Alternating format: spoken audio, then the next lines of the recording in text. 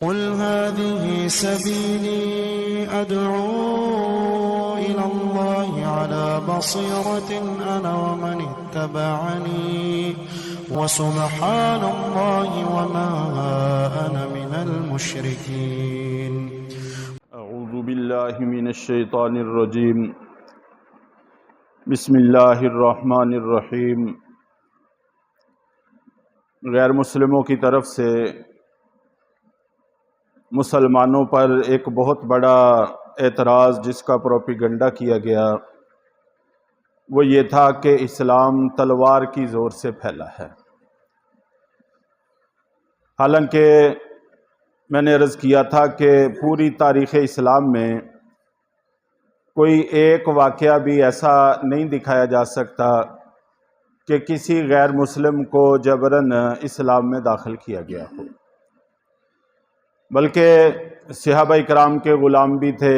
باندیاں بھی تھیں جو ہر اعتبار سے متاحت ہوتے ہیں، اور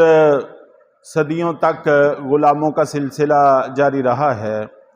اپنے غلاموں اور باندیوں میں سے بھی کبھی کسی کو جبراً کلمہ پڑھانا ثابت نہیں ہے، بخلاف غیر مسلموں کے، اور ان میں سے بھی خاص طور پر عیسائیوں کے جنہوں نے پروپیگنڈے کا آسمان قائم کیا.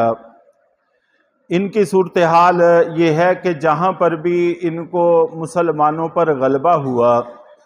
تو انہوں نے یا تو وہاں سے مسلمانوں کو بالکل ہی ختم کر دیا اور قتل و غارت کا ایسا بازار قائم کیا کہ وہاں پر مسلمان بن کے رہنا ناممکن عمل ہو گیا.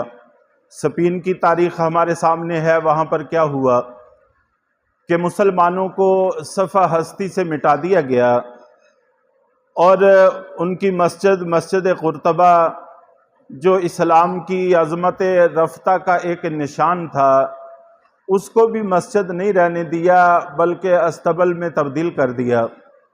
تو جہاں پر بھی ان کو غلبہ ہوا مسلمانوں کی مذہبی جگہوں کو انہوں نے استبل اور اس قسم کی غیر مناسب چیزوں میں استعمال کیا، اور مسلمانوں کو مسجدوں کے قریب تک بھی نہیں بھٹکنے دیا، اور اسلامی نام رکھنے پر پابندی لگا دی گئی. اسلام کا کوئی نشان برداشت نہ کیا گیا. تو وہ تاریخ ہم مسلمانوں سے ڈکی چھپی نہیں ہے.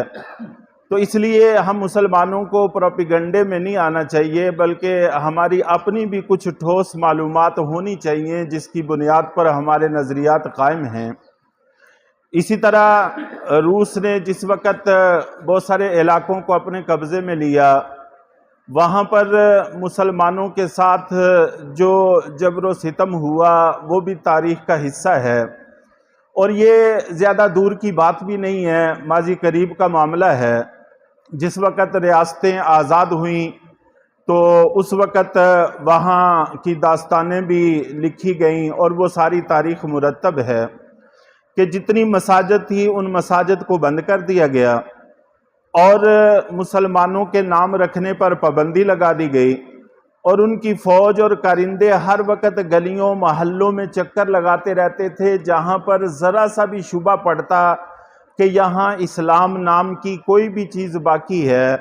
تو پورے کے پورے گھرانے اور خاندان کی موت کا پروانہ سمجھا جاتا تھا. تو بچوں تک سے پوچھتے رہتے تھے کہ تمہارے ماں باپ کیا کر رہے ہیں. اگر ذرا سا بھی بچے کی زبان سے نکل جاتا کہ وہ نماز پڑھ رہے ہیں تو بس یہ پورے گھرانے کی موت ہوتا تھا. تو یہ سارا کا سارا ہمارے سامنے ہے. بخلاف مسلمانوں کے انہوں نے نہ تو کسی کی مذہبی عبادت گاہ کو نقصان پہنچایا،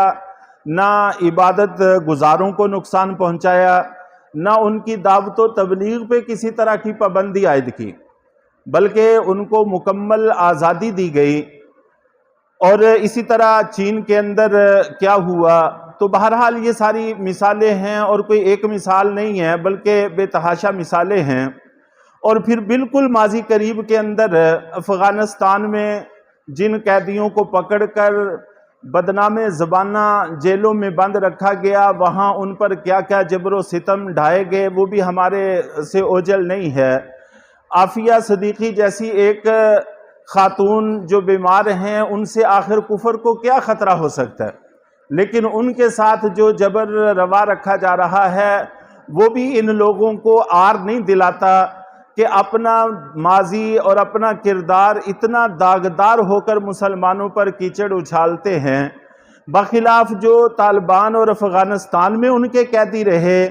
ان کی رہائی کے بعد ان کے تبصرے یہ بھی منظر عام پر موجود ہیں، تاریخ کا حصہ ہیں کہ جو یہاں سے آزاد ہوتے تھے ان کا تبصرہ کیا ہوتا تھا، اور جو وہاں سے آزاد ہو کر آئے ان کی پوری کتابیں مرتب ہیں اور ان کے کیا تاثرات ہیں، یہ ہم سے ڈھکی چھپی چیز نہیں ہے۔ اور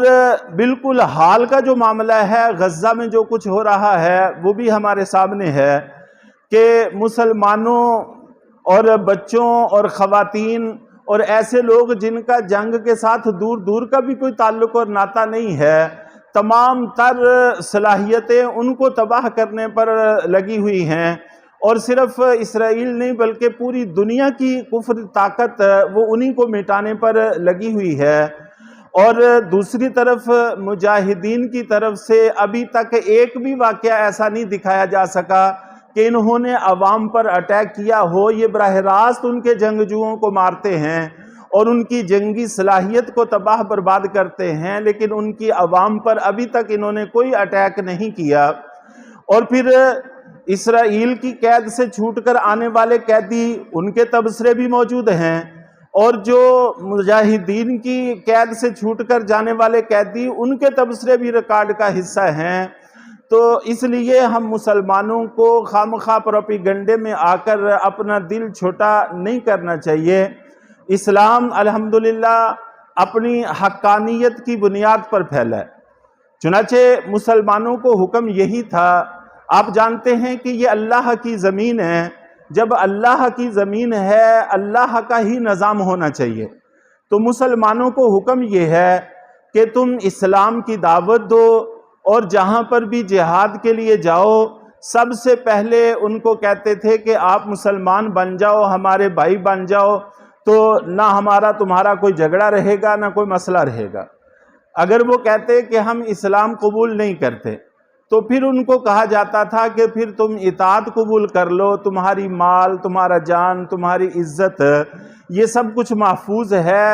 اور ان کی حفاظت ہماری ذمہ داری ہے، اور اس کے بدلے میں بہت معمولی سا تم سے جزیہ وصول کیا جائے گا۔ اس کے اعداد و شمار بھی میں نے عرض کیے تھے کہ وہ اتنا معمولی ہوتا ہے کہ ایک عام سے عام آدمی کے لیے بھی ادا کرنا کوئی مشکل نہیں ہے، چند روپے سے زیادہ نہیں بنتے، تو تمہارا مال بھی محفوظ ہوگا، تمہاری جان بھی محفوظ ہوگی، عزت بھی محفوظ ہوگی، اور اس حد تک محفوظ ہوگی کہ اللہ کے نبی صلی اللہ علیہ وسلم نے ارشاد فرمایا کہ اگر کسی آدمی نے ذمی کو، ان کافروں کو ذمی کہتے ہیں جو اطاعت قبول کر لیتے ہیں، چنانچہ ہمارے ملک میں بھی رہتے ہیں، بہت سارے عیسائی رہتے ہیں، بہت سارے ہندو سکھ رہتے ہیں، اور ان کی ہر چیز محفوظ ہے، کسی چیز کو بھی کوئی نقصان نہیں پہنچایا جاتا۔ آپ نے ارشاد فرمایا کہ جس نے بھی ان کے مال جان عزت کو نقصان پہنچایا، قیامت کے دن میں ان کی طرف سے وکالت کروں گا، اور جس کے مقدمے کو میں لے لیتا ہوں، جس کا وکیل میں بن جاتا ہوں، پھر میں ہی غالب رہتا ہوں۔ چنانچہ اللہ کی عدالت میں مسلمانوں کو دمکایا گیا ہے کہ اگر تم نے ان کو کوئی نقصان پہنچایا تو وہاں پر ان کی طرف سے میں وکیل بن کے کھڑا ہوں گا۔ تو اس طرح کی وعیدیں ہمیں سنا کر ان کی ہر چیز کو محفوظ کیا گیا۔ اگر وہ اطاعت بھی قبول نہیں کرتے اور اسلام کے راستے میں رکاوٹ بنتے ہیں اور وہ اسلام کی دعوت کو روکنا چاہتے ہیں، تو پھر ان کے لیے جنگ ہوتی تھی، اور جنگ کے اندر بھی آپ جانتے ہیں کہ پہلے کی طرح یا بعد میں جو کفار نے جنگیں روا رکھی ویسی جنگیں نہیں ہوتی تھیں، بلکہ پوری شرائط اور قواعد اور ضابطے ہوتے تھے۔ وہ بات صحیح نہیں سمجھی گئی اسلام میں کہ جنگ میں سب کچھ جائز ہے، نہیں، بلکہ جنگ میں بھی جو ناجائز ہے وہ ناجائز ہے، جو جائز ہے صرف وہی جائز ہے۔ صرف جنگجوؤں سے جنگ کی جاتی تھی، اور ان میں سے بھی جو ہتھیار ڈال دیتے تھے ان کو معاف کر دیا جاتا تھا اور ان سے درگزر سے کام لیا جاتا تھا۔ تو بہرحال اسلام پر کیچڑ اچھالنا یہ کسی طور پر بھی ممکن نہیں ہے۔ اسلام ایک فطری مذہب ہے، فطری دین ہے،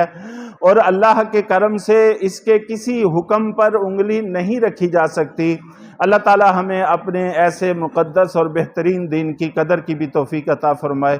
اور اس پر 100% عمل کی توفیق عطا فرمائے۔